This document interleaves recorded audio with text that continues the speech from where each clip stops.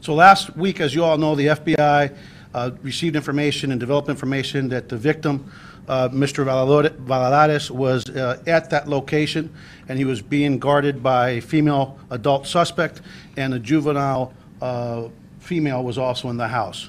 That morning, a little bit after 3:30 a.m., the FBI SWAT team arrived at the location.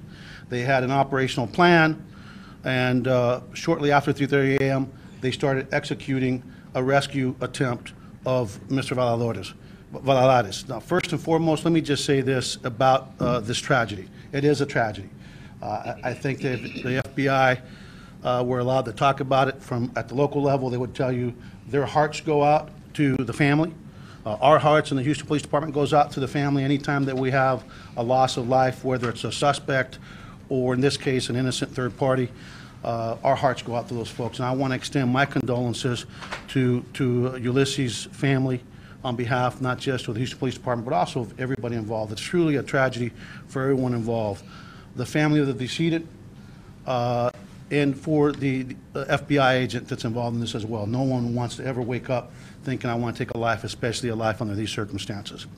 Once the FBI started making the entry, two agents were at the back of the house where the victim, the kidnapping victim, was believed to be. They started breaching the window to the room where the victim was located with one agent with a breaching tool, a breaching bar, that was actually trying to break into the window so they can get inside. It's important for the community to know that the lighting conditions inside that room, it was dark. There was no lighting inside the room. The agents in the back of the house that were actually breaching that window did not use any lights because they were concerned that as the entry team came in through the front of the house, they wanted to make sure that they did not inadvertently blind that entry team. So they made a tactical decision not to use lights. So the lighting conditions were extremely poor at this time, a little after 3:30 a.m.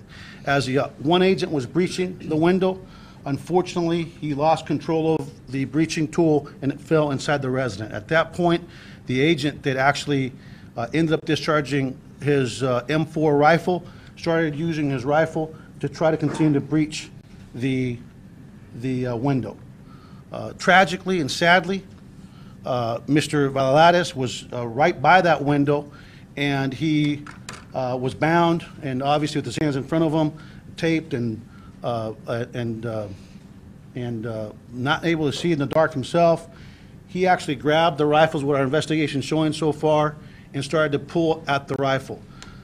We don't know why. If I had to speculate, it would be he's trying to get out of that room. I don't know for sure, because flashbangs were actually deployed by the FBI during the rescue attempt. While he was pulling on it and the agent was trying to control the rifle, at one point the agent felt like he was going to lose control of his rifle. The M4 would end up inside the residence, not knowing who was pulling at that rifle, and was in fear that if he lost control of his rifle, the individual pulling on the rifle may use that rifle weapon against the entry team that was coming in from the other end. When he felt he was starting to lose control, he intentionally discharged his rifle, striking Mr. Viladares once. He fired a second shot that missed and actually ended up in the eaves of the rooftop. Sadly, it wasn't until after they made the entry that they realized that the person that had been pulling at the rifle was the decedent, Mr. Viladares. And again, it's a tragedy all the way around. And so again, I think our hearts go out to everybody. It's just very, very sad indeed. Once they made entry, they immediately got they got assistance, medical assistance, and tragically he ended up succumbing to his gunshot wound. Where we're at today is our investigation is continuing.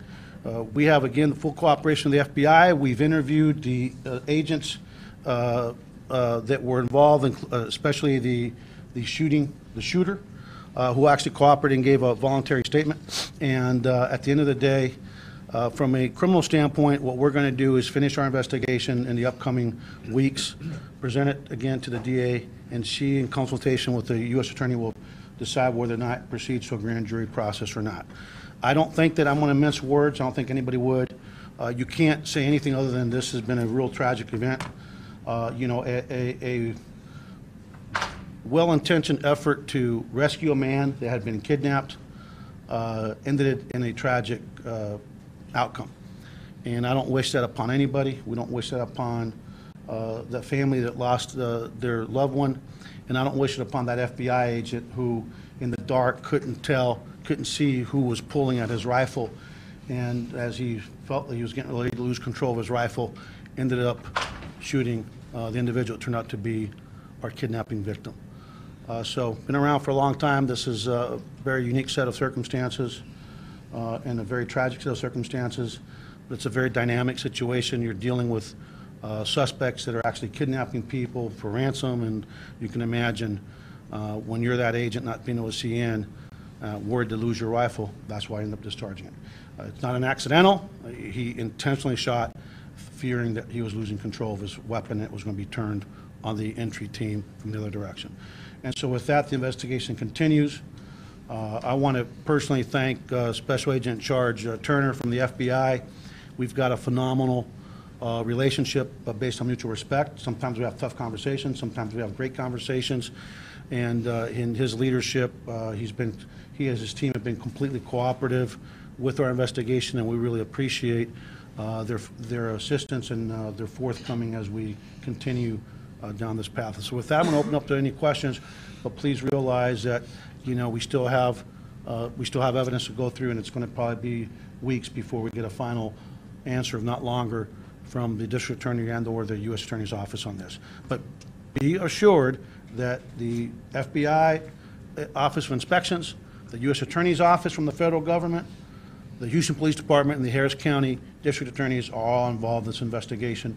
And I'm trying to be as transparent as possible because that's what we're committed to here in the Houston Police Department, while at the same time trying to be mindful of the FBI's procedures and employment practices because it is ultimately their employee that's involved in this incident. So I'll open up to any questions. Did the agents know the 12-year-old was in there? The agents knew that there was a minor child inside the house. They had information there was also a minor child inside the house. So he didn't think about that before he shot. Maybe it was the minor that was pulling at the gun. You know, I don't know what he was thinking about. I'm not going to speculate. The statement that I just provided is exactly what happened. Somebody's pulling at your rifle. It's dark.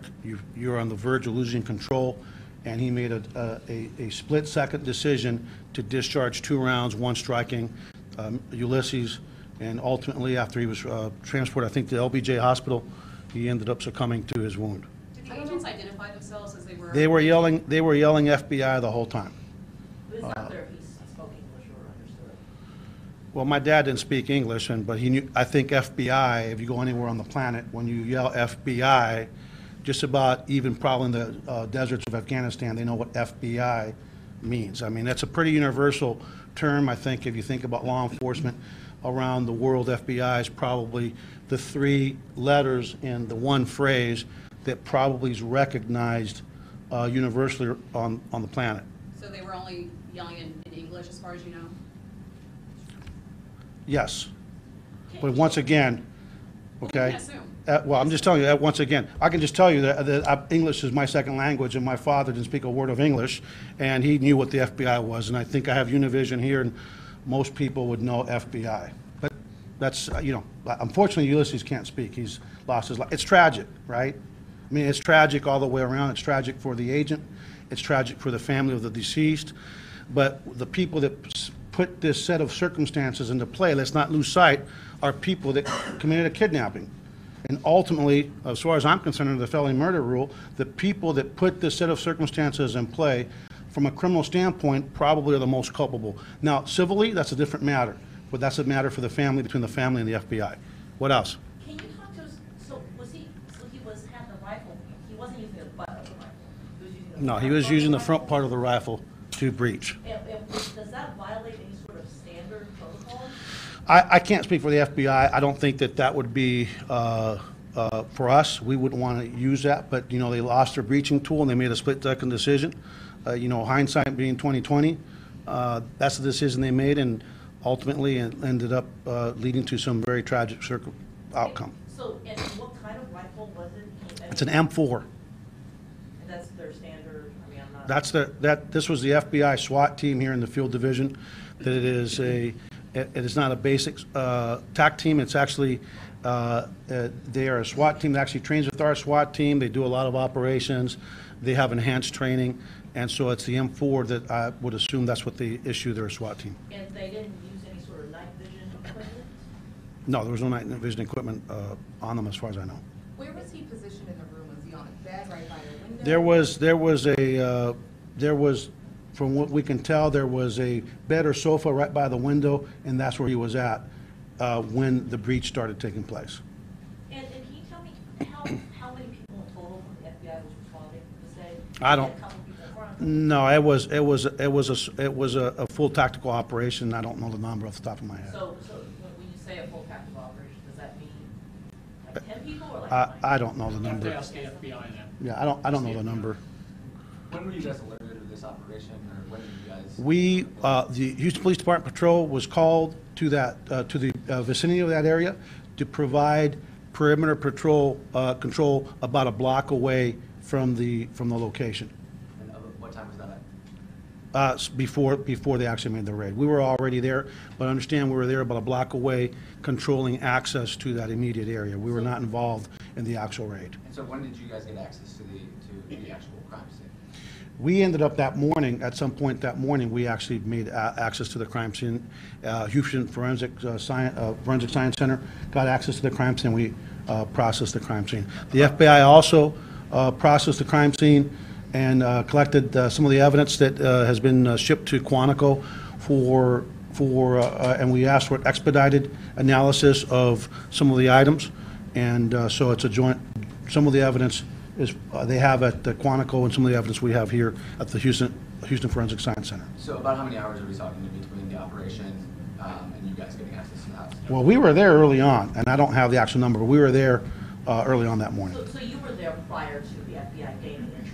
No, we were not there for the actual operation. We were there only, patrol was called by the FBI to control the outer perimeter a block away from the actual house. So we had no involvement in the actual operation other than traffic control, perimeter control about a block away. So, but I guess my question, wasn't clear, did the perimeter patrol, that happened before they actually Yes. did their operation? Yes. So you were aware they were doing some sort of operation, you guys? Our patrol folks were.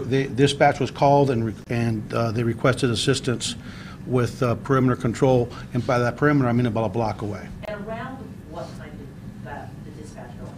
That I don't know, but it was before. We were there. I mean, the operation happened a little after 3:30 a.m. in terms of their entry, and we were there prior to that to control access from about a block away. Can you describe to us the victim, Mr. Ulises, how he was picked up and what his physical situation? No, I think that I'm going to wait until we actually go further into the investigation. He was bound. We know that. I think that's already out there in the public domain.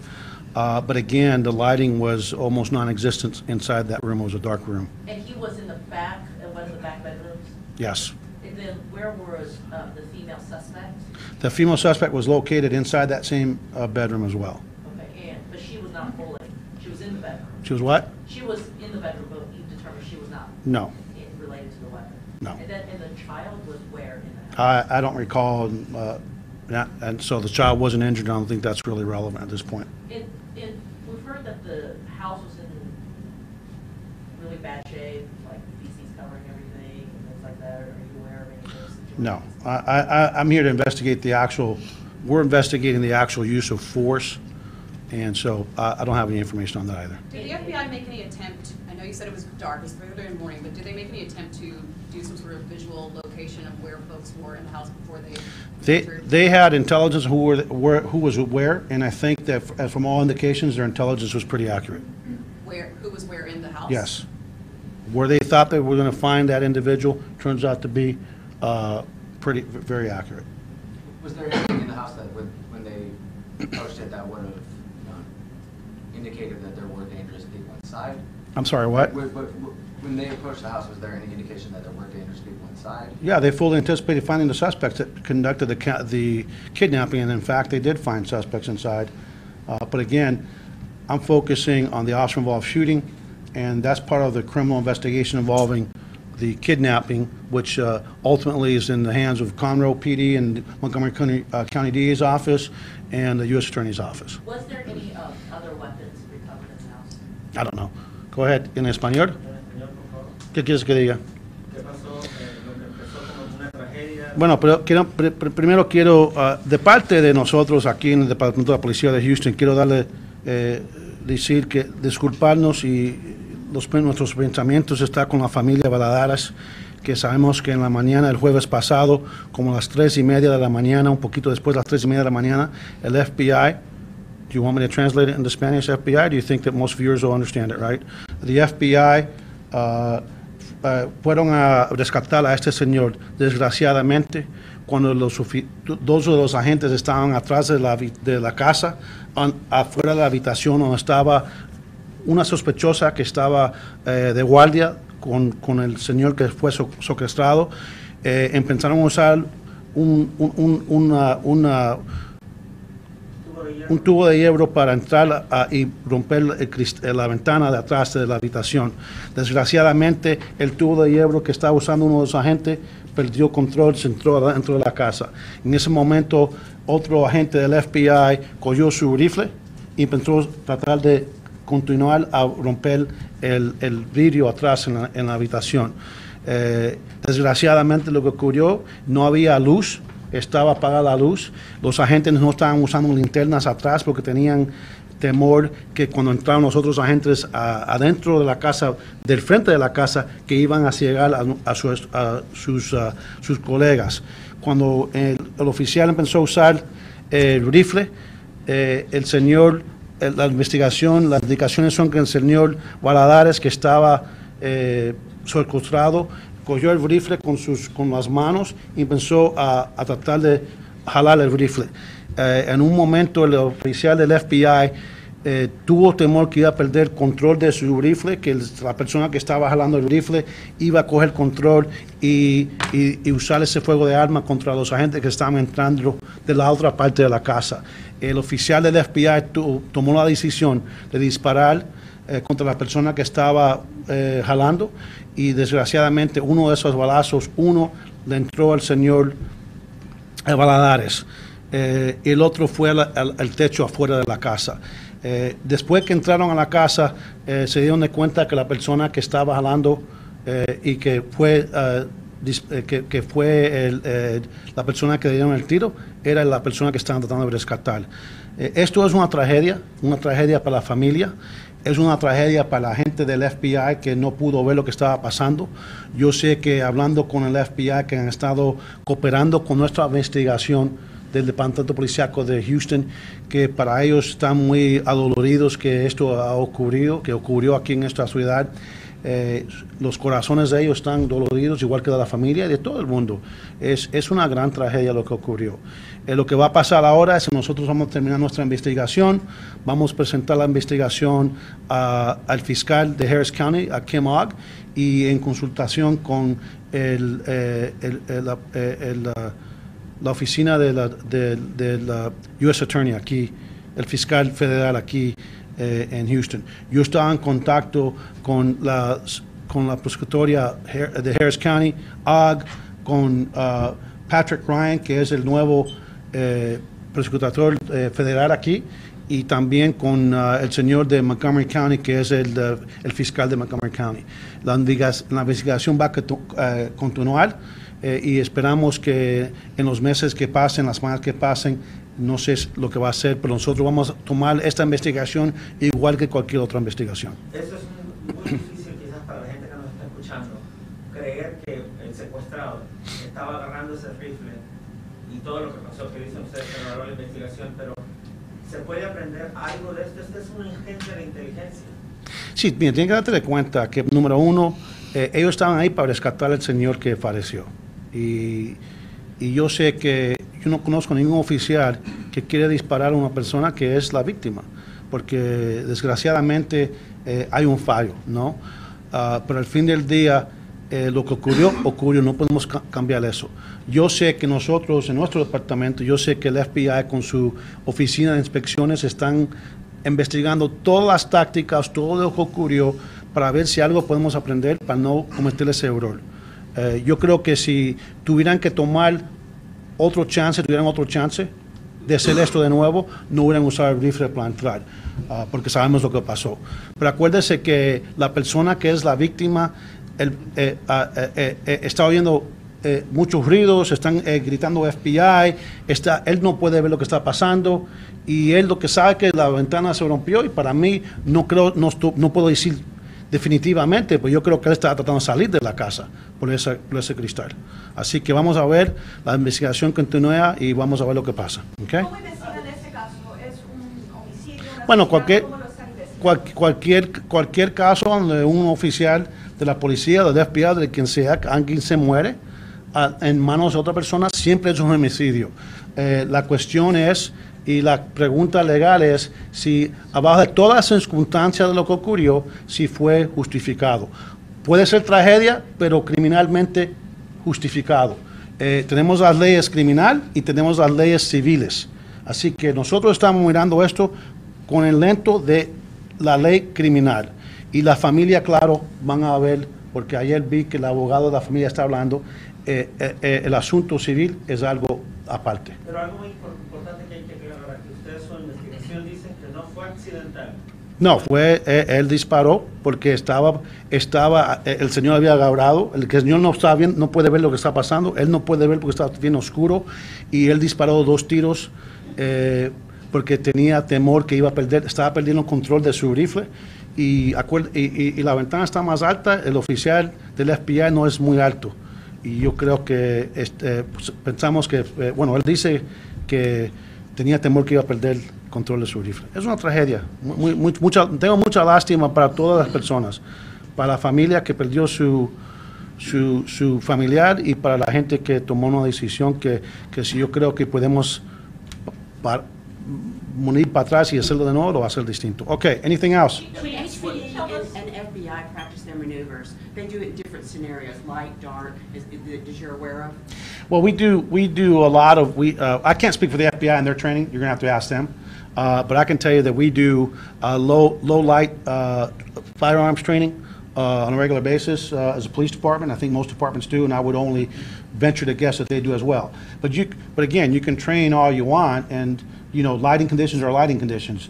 They made a tactical decision because they had an entry team coming from the other direction, from the front of the house, that they were not going to utilize flashlights in the back, because the concern was that they would potentially blind their own entry team. And so that was a tactical decision that they made. Listen, let me just close with this. This is a tragedy. You cannot, it's a tragedy that we can't take back. It's heartbreaking for everyone involved. But for the grace of God, us here at the Houston Police Department, it can happen. It happened. But we're looking at this through the prism of the crime, the criminal statutes, right? The penal code, which ultimately will be judged based on the totality of the circumstances and facts and evidence.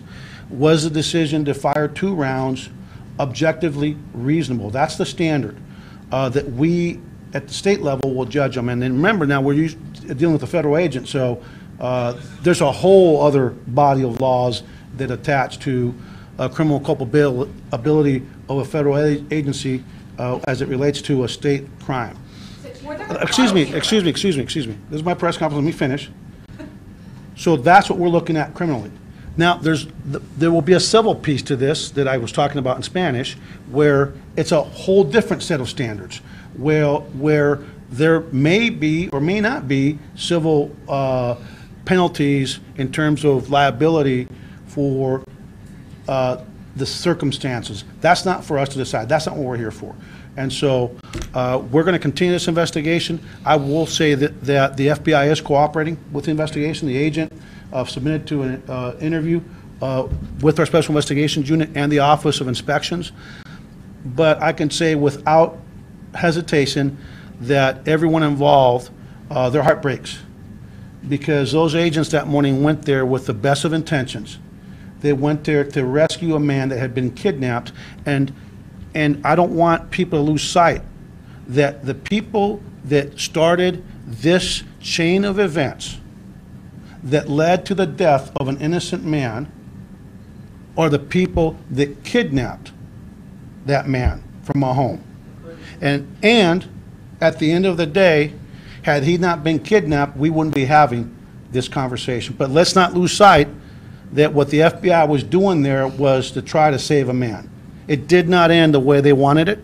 It did not end the way I would want it. It did not end the way the city, the people of the city would want it.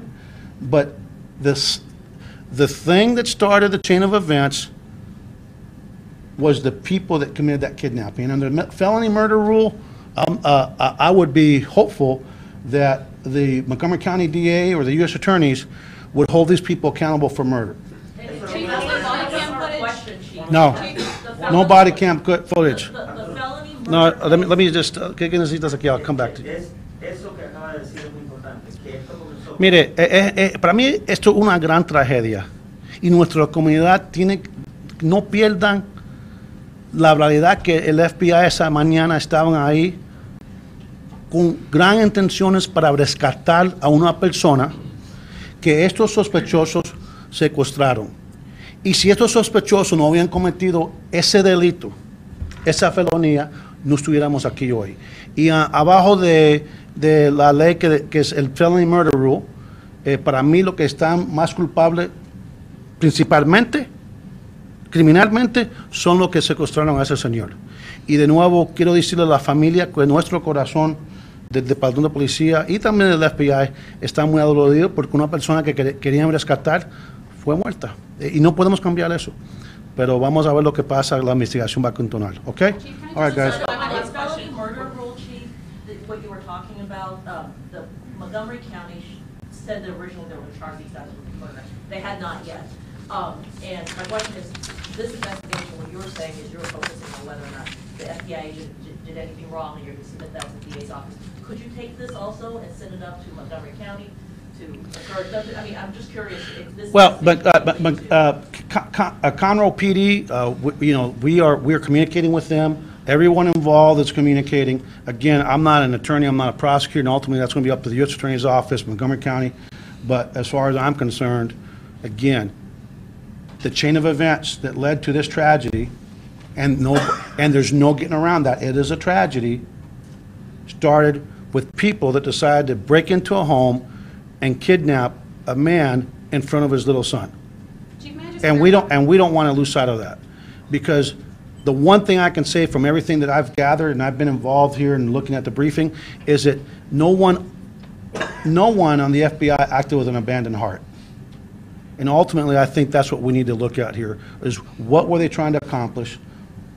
And sadly, despite them trying to do their very best, things did not go the way they would have wanted to go. So again, thank you. We will give you guys another update later on, but it probably will be a few weeks. Can you just tell us at all about the agent involved and how long he was? You know what? Well, it took you guys a long time to ask that question. Our practice with the Houston Police Department is to, as soon as we can do a couple of things to make sure our employees' families, because remember what happens when we release an officer-involved shooting, the officers' names, these crazies end up attacking their families on Facebook. A lot of things go on that we have to make sure that they prepare for the onslaught that comes from all the crazies that, no matter how justified a shooting is, will attack the families or involved officers. We normally release names. The FBI has asked that his name not be released. It's their employee. That's part of their standard operating procedure. So I will not be speaking as to his identity. I can tell you he was a member of the SWAT team. And that's about all I can. So no, that was already asked and answered over here. No, I'm not going to say anything else on the FBI agent. Thank you all. Thanks for coming out. Appreciate you all.